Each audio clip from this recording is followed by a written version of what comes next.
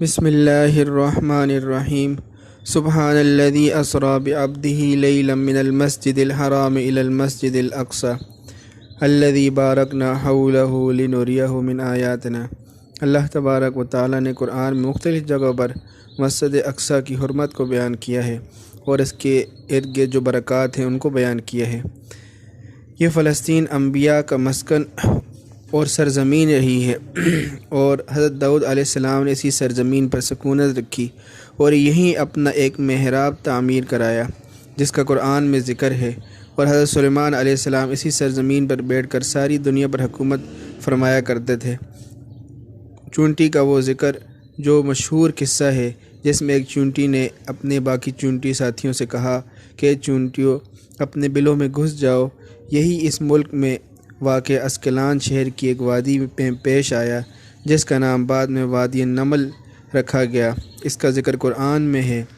زکریا علیہ السلام کا محراب بھی اسی شہر میں واقع ہے جس کا ذکر قرآن میں ہے۔ حضرت موسیٰ علیہ السلام نے اسی ملک کے بارے میں اپنے ساتھیوں سے کہا تھا اس مقدس شہر میں داخل ہو جاؤ جس کا واقعہ قرآن میں ہے۔ اسی شہر میں مریم علیہ السلام کی بطن سے حضرت عیسیٰ علیہ السلام پیدا ہوئے، یہ بھی واقعہ قرآن میں ہے۔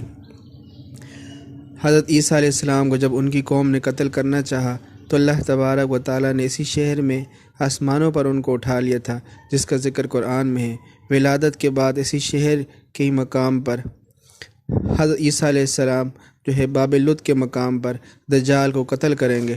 جس کا ذکر حدیث میں مختلف جگہ پر آتا ہے، اور فلسطین ہی ارض محشر ہے،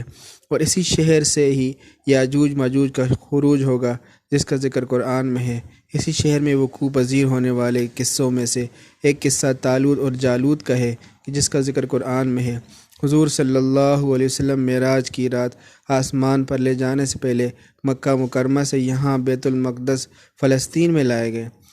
اور اسلام کے سنہری دور فاروقی میں بھی دنیا بھر کی فتوحات کو چھوڑ کر محض فلسطین کی فتح کے لیے خود حضرت عمر رضی اللہ تعالیٰ عنہ کا چل کر جانا اور یہاں پر نماز ادا کرنا بھی اسی شہر کی عظمت کو اجاگر کرتا ہے۔ اسی شہر کے حصول اور اسے رومیوں کے جبر سے بچانے کے لیے 500 سے زیادہ صحابہ کرام نے جام شہادت نوش کیا جس کا سلسلہ آج تک جاری ہے،